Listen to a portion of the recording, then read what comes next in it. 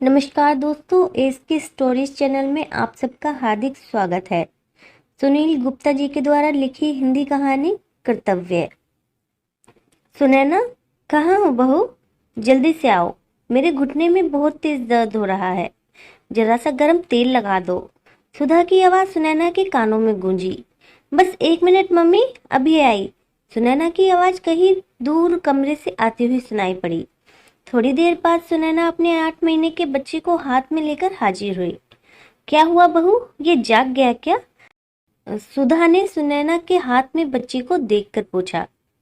और क्या, अब काम करने का टाइम हुआ तो ये आपके लाडले साहबजादे उठकर बैठ गए। सुनैना मुस्कुराते हुए बोली। बहुत दुष्ट हो गया है मम्मी, पूरे दिन भर सोते रहेंगे और रात भर मुझे परेशान करते हैं। सुनैना ने मुस्कुराते हुए वात्सल्य भाव से उस दूध में बच्चे के चेहरे को निहारते हुए बोली। हाँ तो सुमित का ही बेटा है, उसकी भी यही आदत थी। दिन भर सोता रहता था और रात भर जागकर मुझे परेशान करता था। सुधा मुस्कुराती हुई बोली। लो मम्मी, संभालो इसे और ये लो डायपर बदलो, तब तक मैं आपके घुटने में तेल लगा देती हूँ। अब आप अपने पोते के साथ खेलो, मुझे बहुत काम है। इन्हें खिलाने का टाइम नहीं है मेरे पास। सुनैना मातृत्व भाव से मुस्कुराते हुए बोली। हाँ हाँ दे दे, तू चिंता मत कर। तू आराम से अपना काम कर, मैं मेरे पोते के साथ खूब बातें करूंगी। सुधा ने बच्चे को अपनी गोद में लेते हुए कहा। सुनैना ने उस दूध में है बच्चे को सुधा की गोदी में डाल दिया और फिर अंदर चली गई। थोड़ी देर बाद वापस लौटी तो उसके हाथ में गर्म तेल था जो वह लेकर आई थी। सुधा छोटे से बच्चे से खेल रही थी और वह बच्चा भी अपनी दादी को देखकर अपने हाथ पैर फेंक फेंक कर खेल रहा था और खुश होकर किलकारी मार रहा था। सुधा भी उस बच्चे के साथ बिल्कुल बच्चा बन गई थी और उसे लाड कर रही थी। सुनैना ने सुधा के पैरों में तेल लगाया और दूध की बोतल लाकर वहां रख दी। उस बच्चे से बोली, लड्डू, मुझे बहुत काम है, अब मैं जा रही हूँ काम करने, आप दादी के साथ खेलो। यह कहकर उसने उसके गालों को अपनी उंगलियों के पोर से हल्के से छुआ। उस नन्हे से बच्चे के होठों पर एक मुस्कुराहट फैल गई, मानो वह कह रहा हो, आप मेरी चिंता मत करो और जाओ।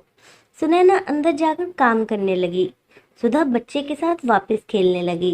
तभी बाहर से सुधा की पड़ोसन आई। अरे, कहो पूनम की मम्मी, कैसे आना हुआ? कुछ नहीं जीजी, क्या बताऊं, अब तो घर में रहना दूभर हो गया।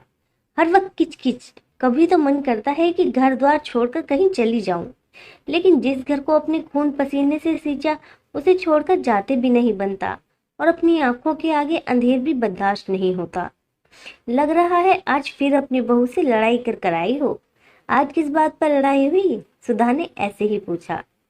अब क्या बताऊं जीजी, ये आजकल की बहुएं, न शर्म है न लाज। गजब जमाना आ गया है, न सास का डर न ससुर का, न किसी के मान सम्मान की फिक्र। अगर सास कुछ समझाए तो लड़ने को उतारू हो जाती है। एक हम थे, मजाल है जो सास के सामने जुबान खोल दे। मेरी सास तो इतनी खतरनाक थी कि मेरी कभी हिम्मत नहीं हुई उसके सामने बोलने की। और एक ये महारानी आई हैं, इन्हें सही बात भी बुरी लगती है। मायके से कोई खोज खबर लेने वाला है नहीं तो ये हाल है।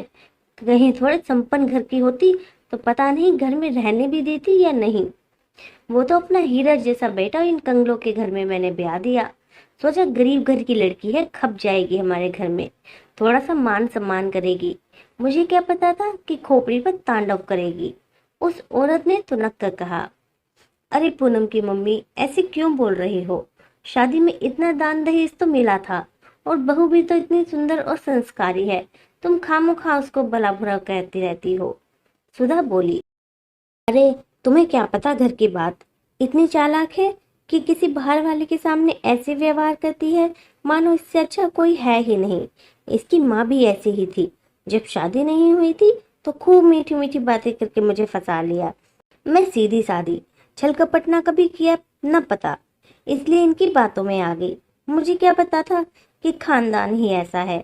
मेरे बेटे की जिंदगी बर्बाद हो गई।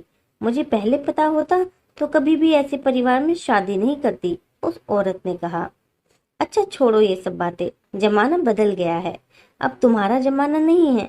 तुम भी थोड़ा सा कम बोला करो। अब जैसे भी है वही है, उसकी भी सुनो थोड़ा सा।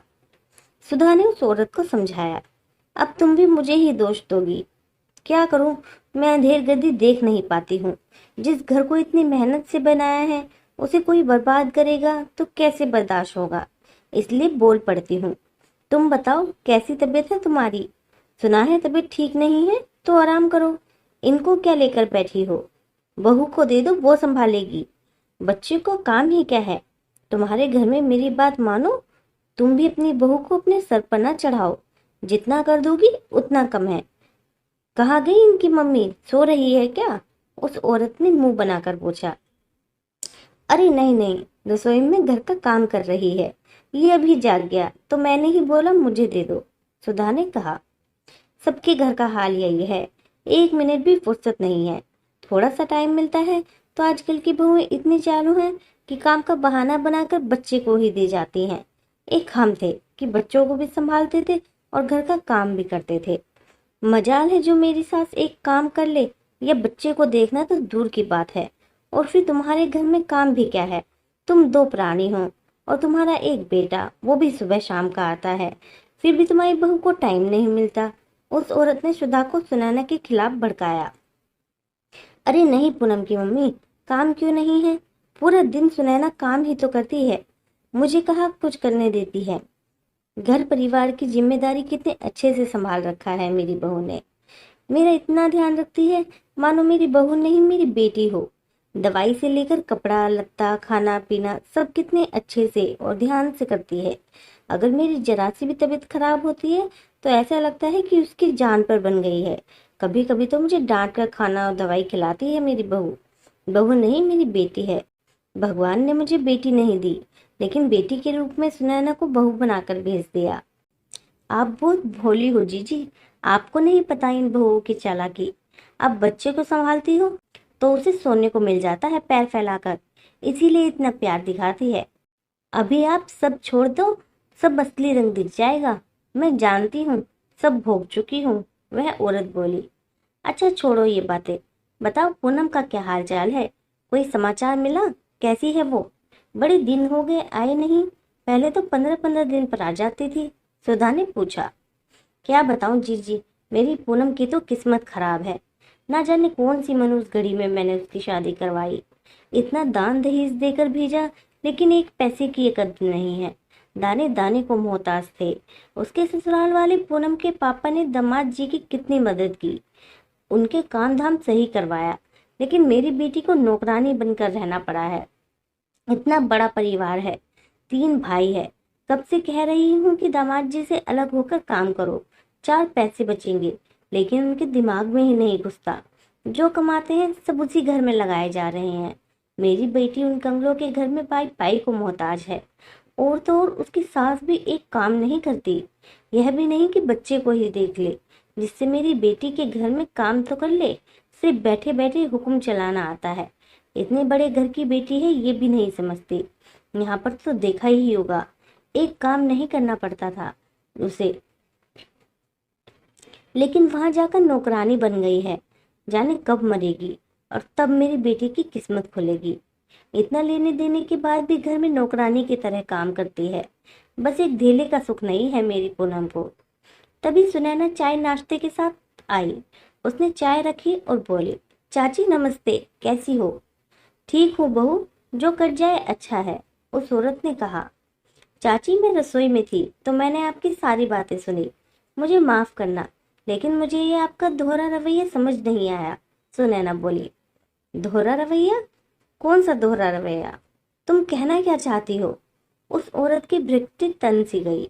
एक तरफ तो आप अपनी बहू रजनी के लिए कह रही हो कि घर का सारा काम करे और बच्चे को भी संभाले, और दूसरी तरफ पूनम दीदी की सास से ये उम्मीद कर रही हो कि वो पूनम दीदी के काम में हाथ बटाए। ऐसा क्यों? रजनी दीदी आपकी बेटी पूनम क्यों नहीं बन सकती?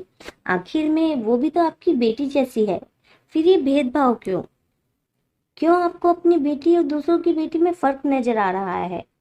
मेरी बात का बुरा मत मानना, लेकिन आप भी मेरी मम्मी जी की जैसी मम्मी बन जाए तो देखना, रजनी दीदी भी आपको पूनम दीदी जैसे ही समझेंगी और उसी तरह से आपको मान सम्मान करेंगी। अब मुझे देखिए, मेरी माँ जी मुझे बिल्कुल अपनी बेटी जैसे मानती हैं। एक दिन मेरे सिर में दर्द था तो जैसे मेरी माँ मेरे सिर को दबाने बैठ जाती थी, वैसे ही तेल लेकर दबाने बैठ गईं। आप पहले बहू और बेटी में फर्क करना बंद कर दीजिए, फिर हमें अपनी बेटी जैसा बनने का मौका तो दीजिए। आप हमारी माँ तो बने, फिर देखिए। माना कि हम नए जमाने की बहुएं हैं, लेकिन आप हमारी माँ की जैसी हमें सिखाएंगी और अपने बेटे जैसे प्यार करेंगी तो हम जरूर समझेंगे। बुरा मत मानना चाची जी, मुझे जो लगा मैंने बोल दिया। आप दोनों बातें कीजिए, मुझे कुछ काम है, सुनैना ने कहा और चली गई। उस औरत के काटो तो खून नहीं, ऐसा लग रहा ताकि किसी ने जूता भिगो के उसे पीट दिया हो, और वह सन बैठी रही। फिर बोली, जीजी तुम्हारी बहू तो बड़ी बोलका है। अभी तो आप कह रही थी कि बहुत शांत है, लेकिन इसको तो बड़ों से बात करने की तमीज भी नहीं है। आपने इसे अपने सर पर चढ़ा रखा है। मेरी बहू जैसी भी हो, इतनी हिम्मत नहीं है कि इतनी बार बोल जाए, उस औरत ने नाराजगी से कहा। पूनम की मम्मी वह कुछ गलत तो नहीं कह रही है, जो कहा उसने सही कहा। अगर आप उसे अपनी बेटी जैसा व्यवहार की उम्मीद करती हो तो उसे माँ जैसा प्यार करो, इसमें क्या बुरा लगने वाली बात है। अगर हमारे लिए बहू का कुछ फर्ज है तो हमारा भी तो बहू के लिए कुछ कर्तव्य है। पहले हमें अपना कर्तव्य निभा लें, फिर बहू की बेटी बनने की उम्मीद करें। सारा दोष बहू में ही नहीं होता, वो तो कच्ची मिट्टी होती है। जब वो आती है तो बिल्कुल कोरा कागज होती है। हम जैसी इबारत उस पर लिखेंगे वो वैसी ही बन जाएगी। अब आपकी मर्जी है कि आप उस पर क्या लिखना है। एक नया घर, नया माहौल, नए लोग, उसे भी तो थोड़ा टाइम दो कि वो उस माहौल में खुद को ढाल पाए। हमें उसको नए माहौल में ढालने की उम्मीद नहीं करनी चाहिए, ना कि हर बात की टीका टिप्पणी करनी चाहिए और उसके मायको वालों को कोसना चाहिए। अगर आप माँ बनोगी तो वो जरूर आपकी बेटी बन जाएगी। और यह बात मैं इसलिए कह रही हूँ कि सुनैना मेरी बेटी जैसी है। मुझे गर्व है अपनी बहू पर। अच्छा जीजी, मैं चलती हूँ, फिर आऊंगी। एक जरूरी काम याद आ गया, और वह टनटनाकर उठ गई। जाहिर सी बात है सुधा की बातें उसे अच्छी नहीं लग रही थी।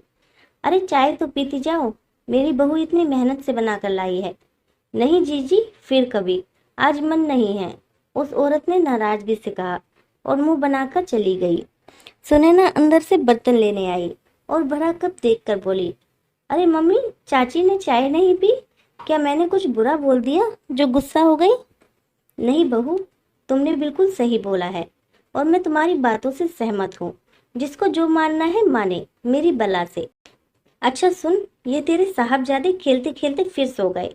अब सीधा रात में तेरे सोने के टाइम ही इनकी आँख खुलेंगी। ले जा, इनको पालने में सुला दे। और हाँ, अगर रात में जग जाए तो सोने ना दे, बिना संकोच के मुझे ला कर दे देना और आराम से सो जाना। दिन भर काम करने के बाद अगर आराम करने को ना मिले तो सिर्फ भारी भारी सा लगता है। अब मैं भी जा रही हूँ आराम करने। अब जाकर थोड़ी राहत सी मिली है मेरे घुटनों के दर्द में।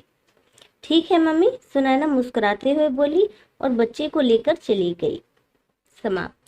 दोस्तों, ये कहानी आपको कैसी लगी हमें कमेंट करके जरूर बताना और हमारे चैनल को सब्सक्राइब करना मत भूलना।